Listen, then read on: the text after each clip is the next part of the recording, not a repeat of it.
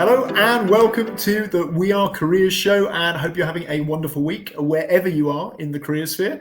Sabiha, what's your week looking like so far? Oh my God. Okay. So my PC decided to reboot itself just before we went live. So I think that's the kind of week I'm expecting. I don't know about anybody else. I can't believe already we are in October. So welcome to our new listeners. If you're here for the first time, We Are Careers show is really a reminder. If you're joining us, it's a fortnightly go-to for career professionals working within the UK market, as well as the other marketplaces who want to improve and enhance their continuous professional development by finding out the latest issues impacting the careers development sector. And today, boy, do we have a guest for you who's definitely going to be looking at markets further afield. Now, the aim of every show is to bring you the latest updates in the sector to keep you well informed.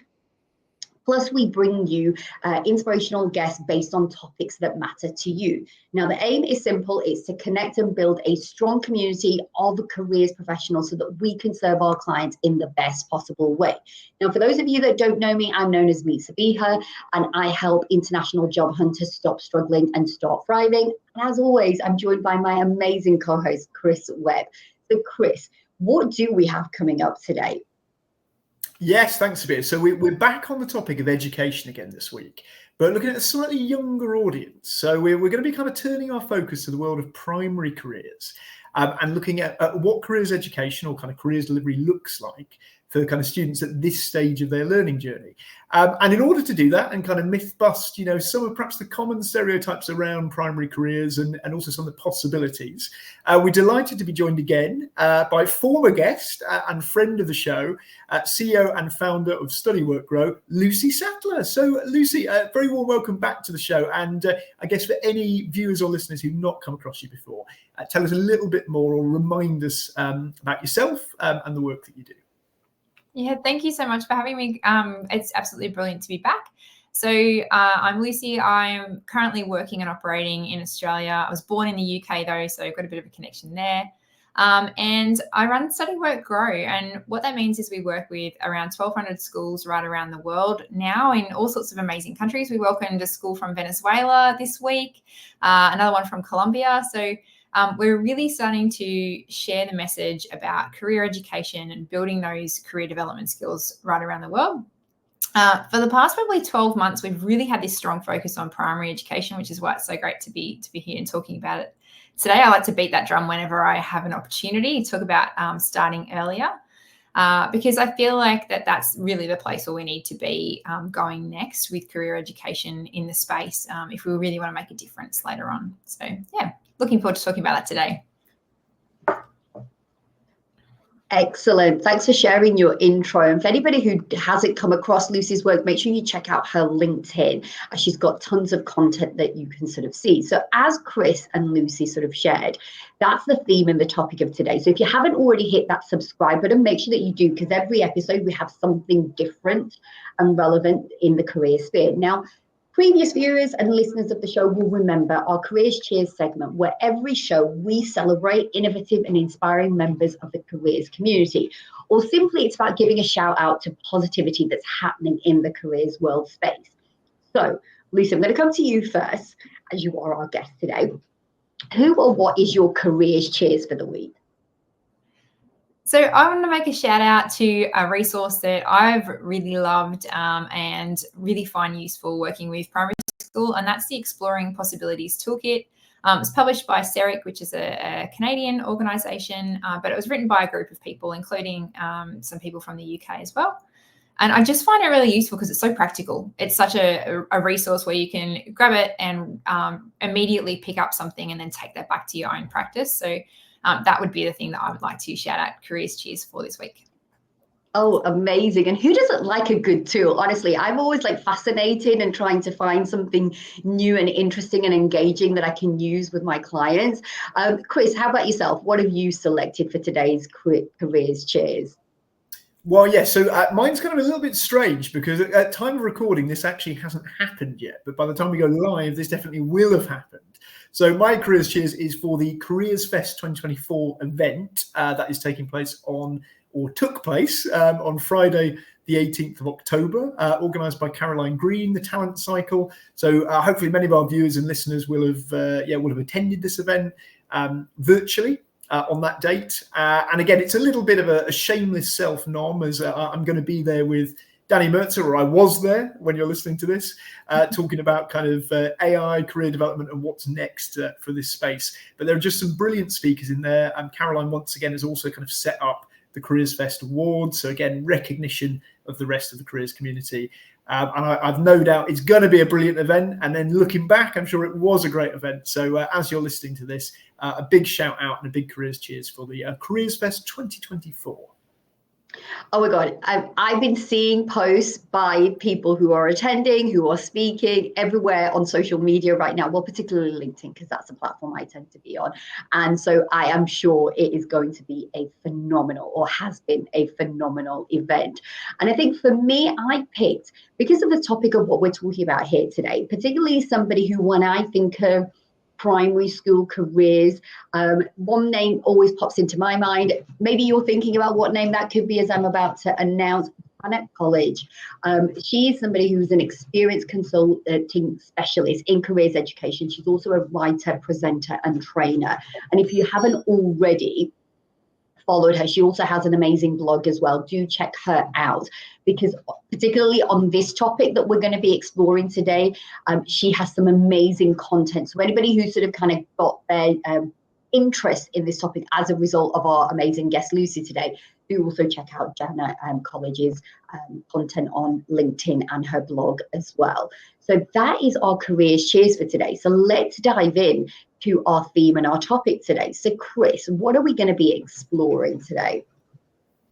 Yes, thanks, Sabiha. So just very quickly as well on that subject of careers cheers, if you've been listening to those kind of two links or sort of suggested signposts there from Lucy and Sabiha, just to mention, we will be dropping those into YouTube description and the Spotify episode notes as always. So do keep a lookout for those.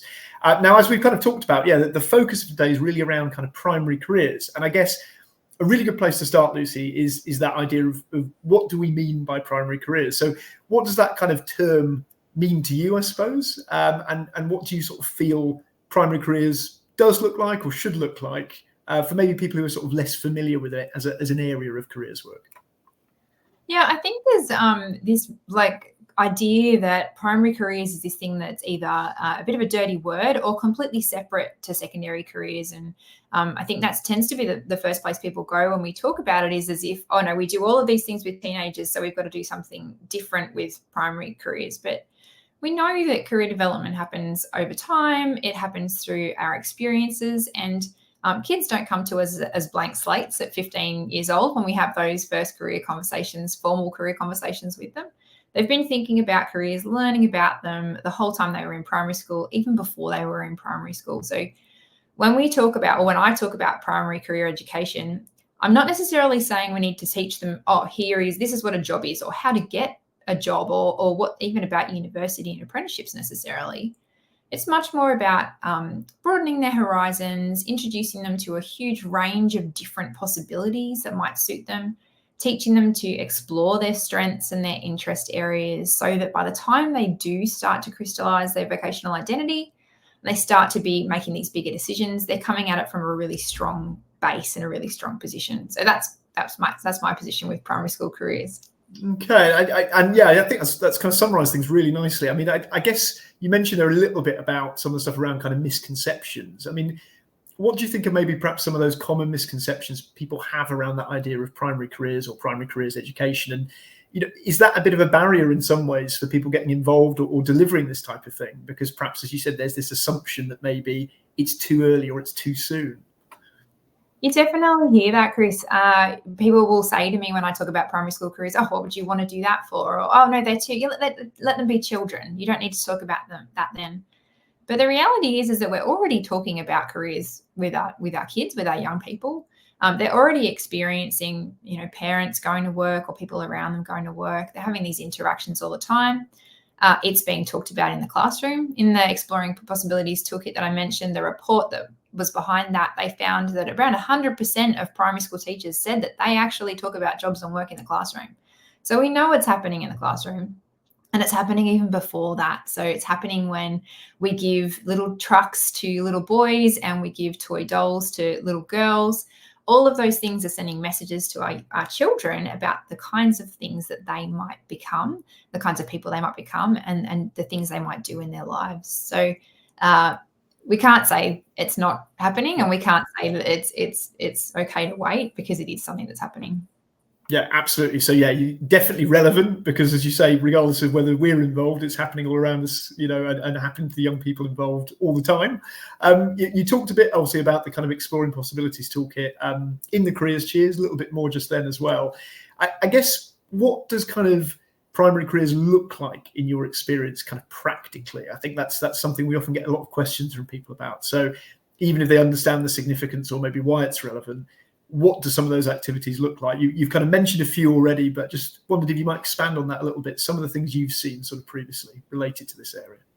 Yeah, I tend to break them into two kinds of areas. So we have a set of activities that already generally take place in a primary school. So the examples of that are things like home readers. So kids take home short books, they read them with their families in the evening. There are all sorts of jobs in those home readers. When I talk to librarians, primary school librarians, most of the time they haven't even thought about the jobs that are displayed or the way that they're portrayed in those home readers. So when we talk about doing primary school careers, well, it might be as simple as, ordering some new home readers that talk about all different types of jobs and that aren't just doctor and electrician and police officer.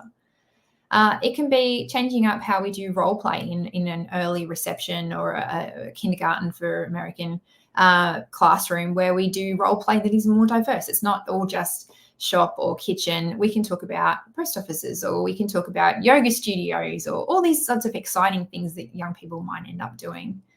And the other half of the piece is that we can do some deliberate career education activities. And a really great example is the work that Education and Employers have been doing, and Bonnie Anderson has been doing as well in British Columbia with this Guess My Job activity. It's really, really powerful. Bring some people into the school, give them the students, the children, the opportunity to ask them some questions, and then they get them to guess the job. And that's a fantastic exercise and really opens up their horizons. So we're kind of balancing out what's already happening with some deliberate action towards career education as well. I think you've made some really good points there, Lucy, of what that can look like and how that sort of translates. And I think you're so right, because I think about some of the careers now that my young people in my life who want to participate in. And I have to say, some of those careers did not exist when I was at school, for sure. Like influencer marketing, for example, okay, is just one example that I can think of. And so, that brings me on to the question of, we're talking about, a little bit about primary careers and what that can look like in the classroom. But why does it matter, Lucy? Why should we be having these conversations? So we know that young people around the age of 10 to 12, they start to really crystallize their vocational identity. And what that means is that when you ask a young person at 11 or 12 what they want to do when they grow up, then you ask them again at 14 and at 18, and then when you look at what they actually do, it's probably going to be pretty similar to where they were at 11 or 12. And the same with their achievement levels. So if they think they're doing quite well at school at that point when they're around them, when they finish primary school, they're probably going to continue in a pretty similar vein throughout high school and college and whatever they decide to do next. So we know that we talk about career choice in high school. It's already been made. It was made, pretty much before they even got to high school. And then what we look at reports like the OECD's Dream Jobs report, which is another absolutely fantastic read, well worth getting your head into if you haven't already.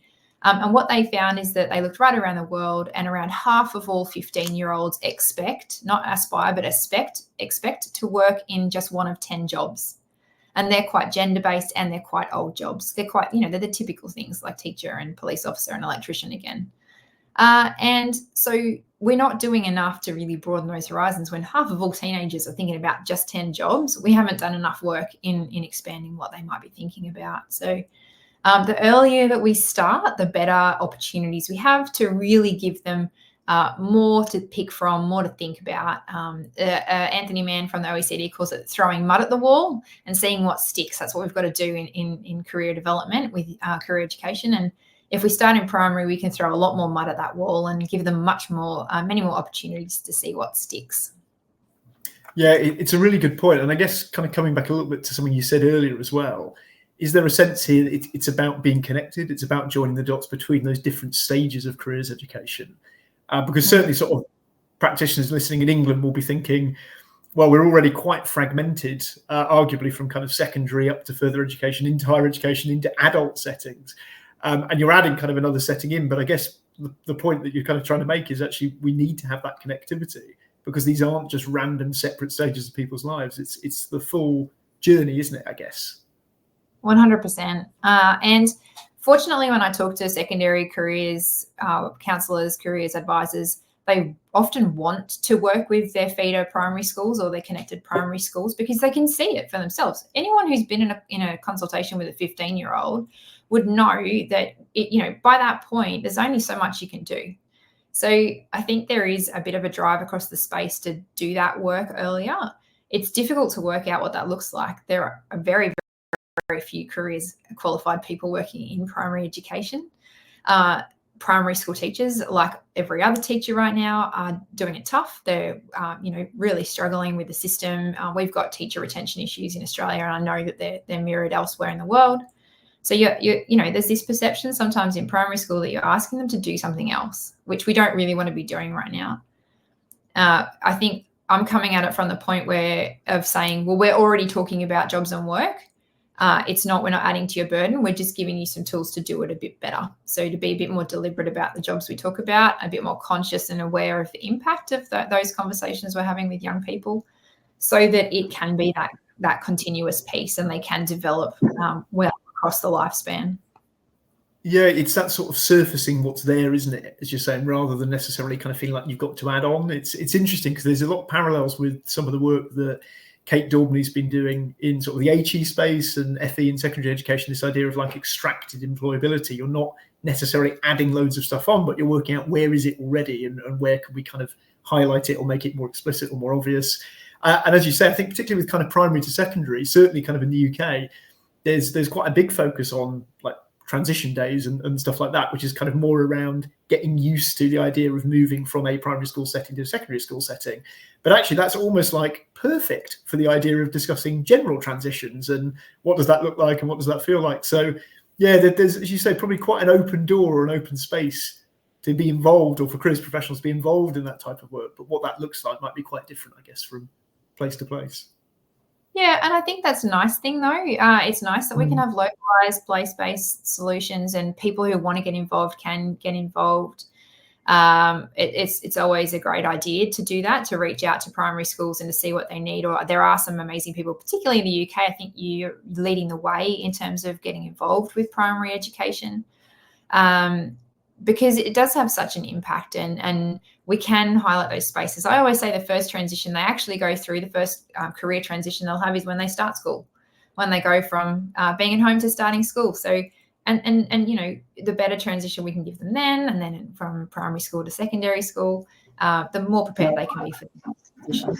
It's so interesting, Lucy, that you're talking about this, because as you were sort of kind of sharing this, I remember just recently I came across an article, I think it was in the Independent in the UK, where a father interviewed his daughter every day for the first day. And I think the video went viral, and essentially what the conversation is it literally captures this young girl. It's an American video, just to give a little bit of context. And she literally talks about what she wants to be, and part of that conversation, and it evolves into different things. And I think she goes into physiotherapy, if I remember rightly or not. Just put in Gad interviewing daughter. In fact, we'll find the link and we'll include it in the episode. And I believe his point of recording this for 17 years, basically, he captures his daughter.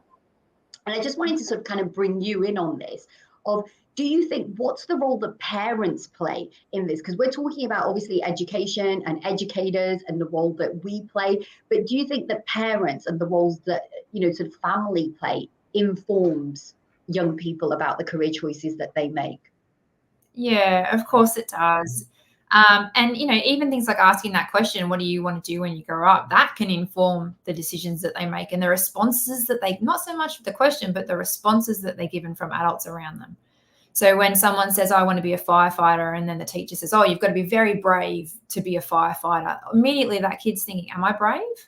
Is that something that I associate with myself? Or maybe I need to pick a different career. I think going back to parents, I've got 3 children of my own, so I should be really transparent in that when I look back on the things that I did with my children, I have a little bit of a cringe sometimes because, you know, when they're babies and you bring them home from the hospital and they're a little boy, you tend to put them in blue and it might have trucks on it and dinosaurs. And I have a little girl as well, and I put her in beautiful pink outfits with bunnies on them and butterflies. And even though we don't think of that as having any relation to careers, it does. It has this really strong really strong message, because the whole time they're growing up, they're being taught that girls are delicate and pretty and softer and better at communication, and little boys are better at fine motor skills and can build Lego and are going to drive trucks one day.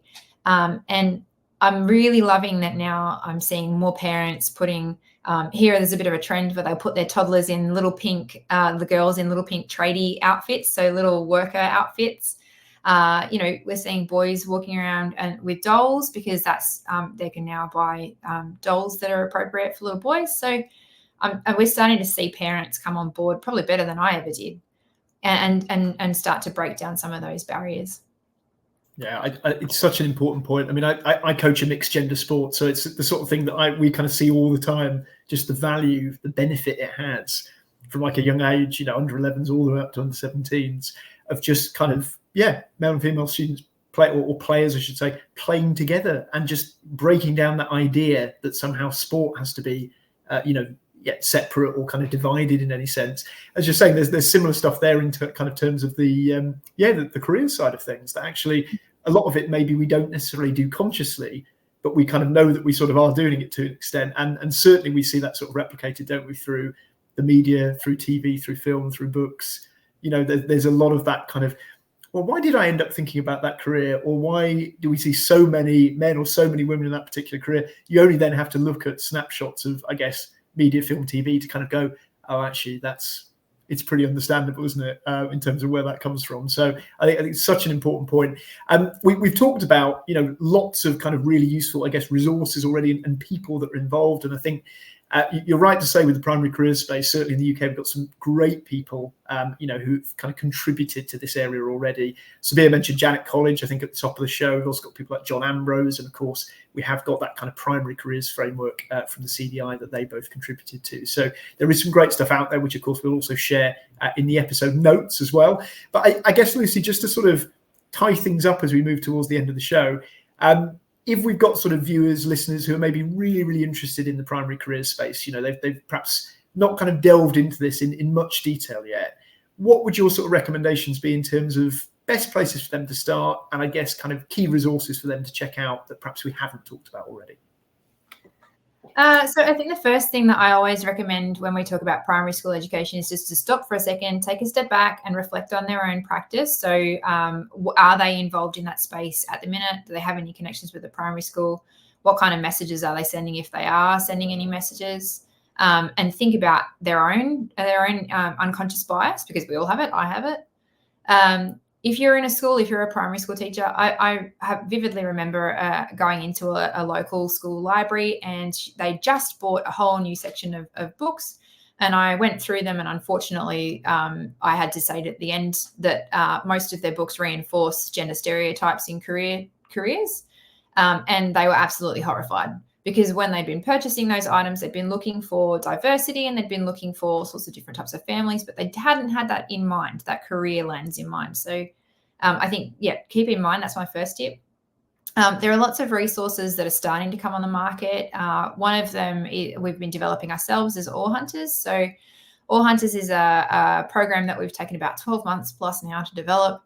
It is a whole way through, so from reception from the very first years of school all the way through to the end of sixth form in the UK, and to get that continuity. And it's very designed to be easy to slot into whatever you're already doing, fit in with whatever you're already doing, and just give teachers the information and the power that they need to then have that career conversation with their young people.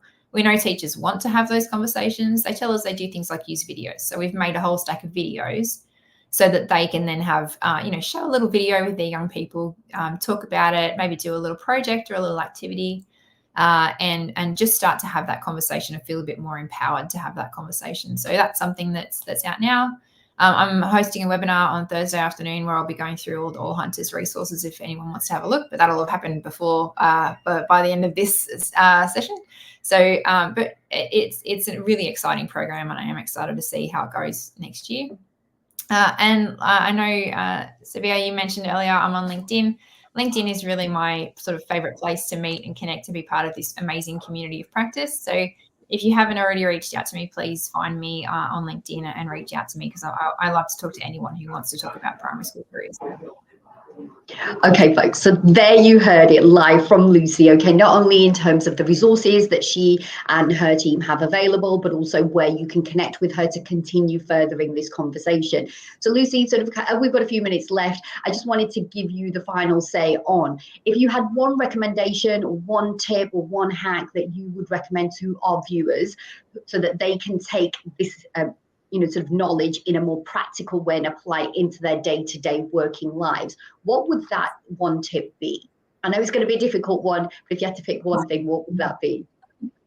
Oh, that's really hard. I guess I'm going to bend the rules a little bit. It's probably not so much a tip, because I think it's more a plea. So most of the people who'll be watching this probably aren't necessarily already working with primary schools. So my plea would be to go and find some way to help, some way. If you're in a university or higher ed setting, how can you extend your outreach programs down a couple of years, even if it's just that year 5 and 6 transition space? What can you do? Because the more that we do and the more that we talk about it, the more that we support the programs that are coming out, and there are some great ones for right around the UK, the more likely it is that we're going to be able to get this conversation going and get better things happening for young people. I think that is a great point to end on. And actually, it's a really nice segue, because you mentioned there about thinking about stuff you might be able to do outside of your own sphere. Well, actually, one of my colleagues who I work with in the AG sector, Abby, has done exactly that.